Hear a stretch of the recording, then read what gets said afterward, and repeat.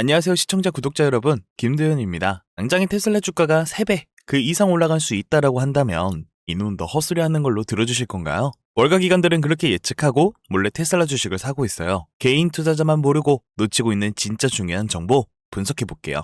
당장의 테슬라 상황부터 아주 쉽게 정리해볼게요. 요즘 댓글을 보면 테슬라는 끝났지, 중국 BYD한테 전기차 1위 뺏겼어, 머스크는 SNS에서 정치 얘기나 하지, 작년 이익도 확 줄었잖아, 이게 어떻게 3배가 올라갈 거냐의 반응이 진짜 많아요. 겉만 보면 다 맞는 말처럼 들리죠. 실제로 2025년 기준으로 순수 전기차 판매량만 보면 BYD가 1등, 테슬라가 2등이에요.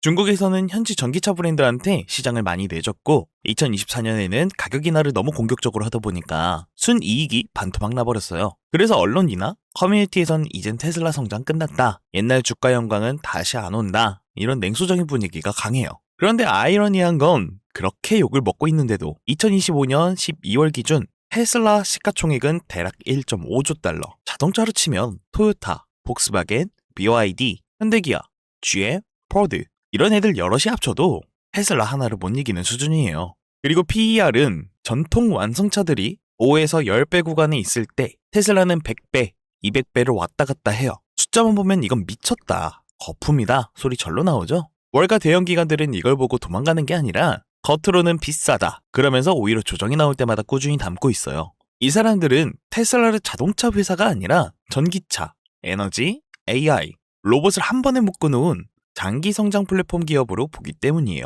지금 시총 1.5조 달러는 완성형 가격이 아니에요. 성장 중인 가격으로 보죠. 먼저 테슬라의 현재 위치부터 정확히 짚어볼게요. 전기차 시장만 놓고 보면 BYD는 중국 내에서 가격 대비 괜찮은 전기차를 계속 찍어내니 물량에서 테슬라를 앞서요.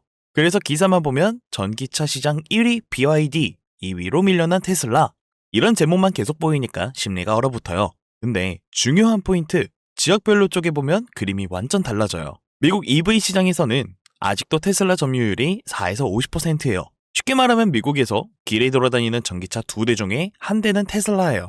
유럽도 마찬가지예요. 모델 Y가 유럽 전체 자동차 판매 1위를 찍었고 여전히 순수 전기차 기준으로 브랜드 2위에서 왔다 갔다 해요. 중국이 치열할 뿐이지 미국, 유럽에서는 아직 전기차는 테슬라라는 공식이 안 깨졌다는 거죠. 그리고 더 중요한 건 질이에요. BYD가 판매수는 많지만 고급차보다는 중저가 비중이 높아서 대당 이익이 얇고, 테슬라는 아직도 평균 판매 단가가 높아서 같은 100만 대를 팔아도 남는 돈이 달라요. 여기에 FSD 소프트웨어, 보험, 충전 인프라, 에너지 저장 장치 같은 부가 사업이 붙으니까 전통적인 차만 파는 회사랑 구조 자체가 달라지는 거예요. 그래서 월가 기관들이 보는 테슬라의 큰 그림은 앞으로 10년 동안 돈의 방향이 어디로 흐를까를 생각해보면 내연차에서 전기차 전환, 화석연료에서 배터리 기반 에너지 전환, 인간 운전이 운전하지 않을 자율주행, 인간 노동 대신 로봇 노동, 이 네 방향으로 간다고 보는 거예요. 이 축이 하나씩 현실화되면 이익 구조가 완전히 달라질 거라고 보고 월가가 바라보는 3배 시나리오의 뼈대예요. 2024년에 테슬라의 순이익이 50% 넘게 빠져서 시장에 충격을 주었고 공포에 손절한 개인 투자자가 많았어요. 반대로 이걸 월가에서 어떻게 봤냐면 장기 점유율을 위해 단기 마진을 일부 포기했구나로 보았죠. 당장 전기차 초기 시장에서 1위를 유지하느냐, 2에서 3등으로 밀리느냐에 따라서 5년 후, 10년 후에 벌어들일 수익 구조가 완전히 달라져요. 그래서 테슬라는 가격 인하를 하면서 생산, 원가 절감, 이 두 개를 동시에 걸고 갔어요. 기가프레스, 4680mAh의 배터리, 공정 단순화, 이런 게 다 원가 1달러라도 더 깎기 위한 움직임이에요. 당장은 생산수 문제도 있고 완벽하진 않지만 이런 게 하나하나가 쌓이면 나중에 경쟁사들은 따라잡기 힘든 원가 구조가 나와요. 그래서 기관들은 지금 테슬라가 싸게 팔아서 점유율을 유지하는 건 나중에 남들 못 버틸 때 혼자 살아남기 위한 준비 단계라고 보는 거예요. 배터리 에너지 사업은 많은 분들이 의아할 분야인데요. 테슬라는 이미 자동차 말고도 메가팩이라는 대형 에너지 저장 장치로 어마어마한 성장을 하고 있어요. 이게 뭐냐면 컨테이너 박스처럼 생긴 초대형 배터리인데 태양광 풍력 발전으로 전기를 저장해뒀다가 전력 수요 피크 시간에 꺼내 쓰는 장치예요. 쉽게 말해서 엄청 큰 건전지예요. 이 에너지 부분 매출 비중이 전체의 10%를 넘기고 있어요. 성장률은 자동차보다 훨씬 가파르고 수익성도 점점 좋아지고 있고 주문은 이미 몇 년치가 밀려있는 수준이에요. 이게 왜 중요하냐면 시장은 아직도 테슬라를 전기차 회사로만 평가하면서 에너지 사업은 제대로 가격을 안 쳐주고 있어요. 발전만 해놓고 저장을 못하면 쓸 수가 없으니까 이런 메가팩 같은 저장 장치가 필수인데요. 기관들은 이 에너지 부분이 장기적으로 자동차만큼 커질 수 있다라고 보고 있고 지금 시가총액에서 추가로 한 덩어리를 더 얻는 구조로 보고 있어요. 자율주행과 로보택시 사업에서 헷갈리기 쉬운 포인트부터 말씀드릴게요. 이름은 풀 셀프 드라이빙이라면서 완전 자율주행 같겠지만 2025년 현재 테슬라의 FSD는 법적으로는 아직 레벨 2 수준이에요. 운전자가 항상 개입할 수 있는 상태로 책임은 사람에게 있는 거예요. 그래서 사고가 나면 욕도 많이 먹고 규제 당국이 이거 이름 너무 과장된 거 아니냐는 문제 삼기도 해요. 테슬라는 레이더 없이 사람이 눈으로 보는 것처럼 운전하는 걸 목표로 하고 데이터를 쌓고 있어요. 주행 데이터를 계속 모아서 신경망을 학습시키는 거예요. 그래서 테슬라는 우리는 매일 2억 마일 이상의 데이터를 수집한다 이런 이야기를 하고 있는 거고 이 데이터베이스와 소프트웨어 업데이트 속도에서 다른 완성차 그리고 자율주행 스타트업을 압도하고 있는 거죠. 테슬라는 2025년 하반기에 미국 일부 도시에서 로보택시 시범 서비스를 이미 돌리기 시작했죠. 현재는 안전요원이 타있는 형태지만 앱으로 테슬라를 불러서 이동하는 서비스가 실제로 돌아가고 있다는 거예요. 이게 중요한 이유는 로보택시가 완전히 무인으로 굴러가기 시작하면 지금은 차 한 대를 팔아서 한 번 마진을 먹고 끝나지만 로보택시는 차를 한 대를 만들어서 장기적으로 요금을 받아요. 제조업 마진이 아니라 플랫폼 소프트웨어 마진이 되는 거죠. 그래서 아크인베스트는 2030년 로보택시 본격화 시 테슬라 주가 3,100달러도 가능하다는 시나리오를 꺼내놓은 거고 월가 기관들은 최소 이 중 일부는 현실화될 수 있다고 보기 때문에 현재 PER이 높아도 어느 정도 감내하고 있는 거예요. 먼 미래 얘기로 들리겠지만 휴머노이드 로봇 옵티머스는 아직 초기 단계라서 무작정 기대만 가지고 베팅하기엔 위험하지만 테슬라의 방향성 자체에는 엄청난 수준이에요. 테슬라는 이미 이족보행 로봇을 만들어서 공장 안에서 간단한 작업을 시키고 있어요. 2025년 올해에는 조깅도 하고 물건을 집어서 옮기고 충전 도킹도 스스로 하는 모습을 보여줬어요. 테슬라의 강점은 로봇에 들어가는 뇌와 눈을 이미 가지고 있다는 거예요.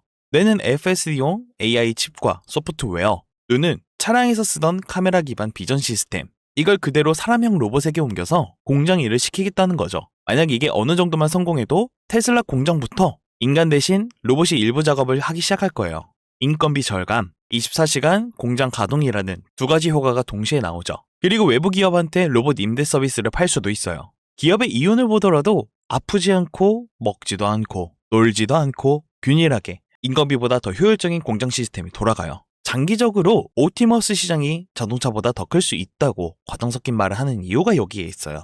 물론 먼 미래의 영역이지만 5년, 10년, 20년을 바라보는 기관 입장에서는 이 옵션이 공짜로 달려있다라고 하면 지금 높은 PER도 어느 정도 납득을 하고 있다라고 보는 거예요. 우리가 가장 중요하게 봐야 될 부분이 있어요. 이 모든 사업이 먼 미래까지 유지될 재무 체력과 현실적인 실적, 이 부분도 정리해 볼게요. 테슬라는 2019년 이전까지만 해도 적자 기업이었는데요.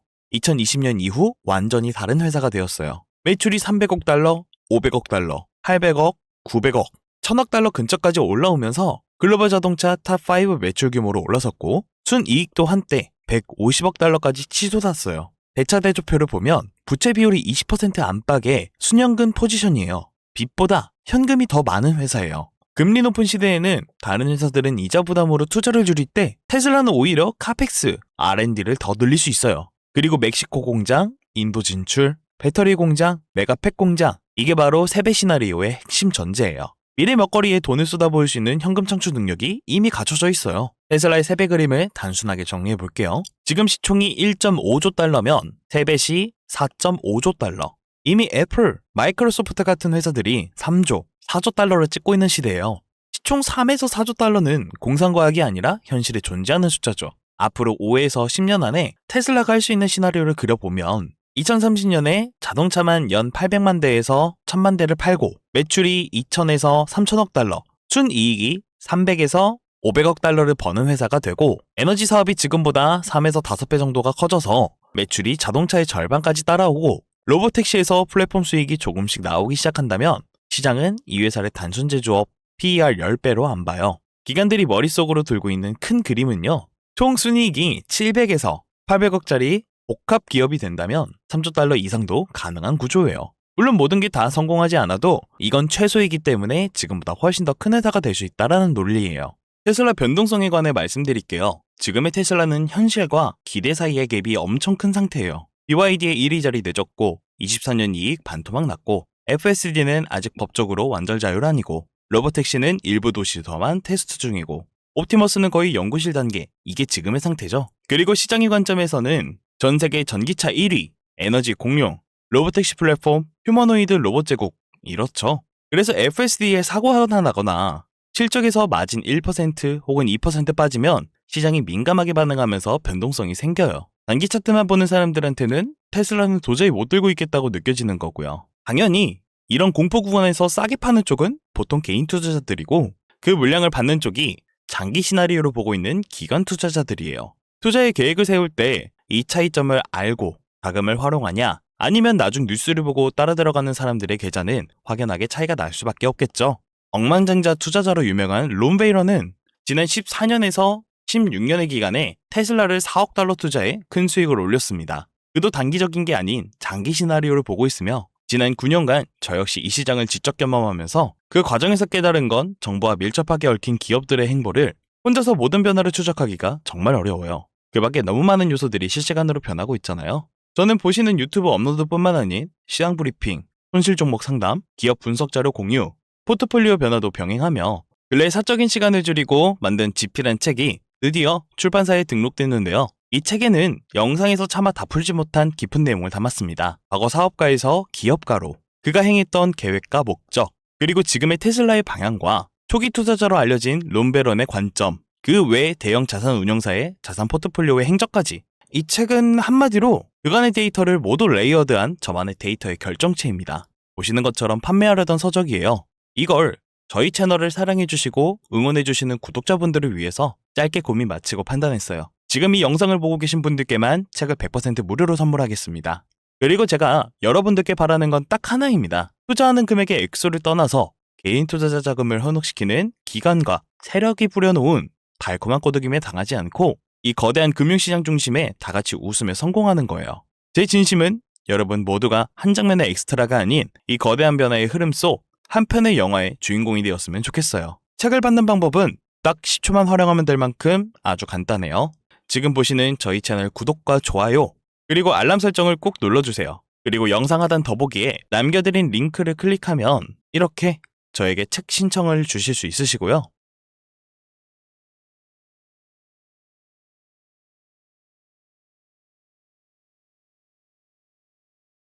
댓글란에 딱 한 글자 책이라고 남겨주세요. 그 밖에 여러분들이 생각하는 시장 전망이나 우리 투자자분들에게 하고 싶은 응원의 한마디, 혹은 지금 겪고 계신 투자의 고민도 함께 적어주시면 영상 제작에 정말 큰 힘이 됩니다. 그리고 댓글 남겨주신 분들께는 순차적으로 관련 내용 받아볼 수 있게 도움드리겠습니다. 이 영상은 테슬라의 투자자이시거나 이제 막 관심이 있으신 분들이 시청하실 거라 생각합니다. 대형 우량 기업과 어깨를 견줄 테슬라지만 연동성은 그것과 비교도 안 될 정도여서 진입도 어렵고 관점도 어려우실 거죠? 그럴 때마다 여러분들은 불안해하지 마세요. 계획이 있는 사람은 절대 흔들리지 않습니다. 제가 드리는 이 책이 여러분들의 계획에 좋은 방안을 줄 거라고 믿고 있어요. 그리고 이게 다 귀찮은 분들 분명 계실 거잖아요. 그런 분들은 그냥 에너지라고 문자 하나 남겨주세요. 그러면 제가 이렇게 정보만 받고 유료로 돈 받고 판매하는 업자인지 꼼꼼히 조회해서 도서와 관련된 정보까지 다 전송해드리겠습니다. 힘들어하고 있는 상황이 놓인 분들, 그 깊이를 제가 헤아려드릴 순 없지만 다시 일어설 수 있는 희망이 1%라도 남았다면 저를 따라 1% 시작해보는 게 어떨까요? 오늘도 긴 영상 시청해주셔서 진심으로 감사합니다. 여러분들의 성공적인 투자를 응원하겠습니다.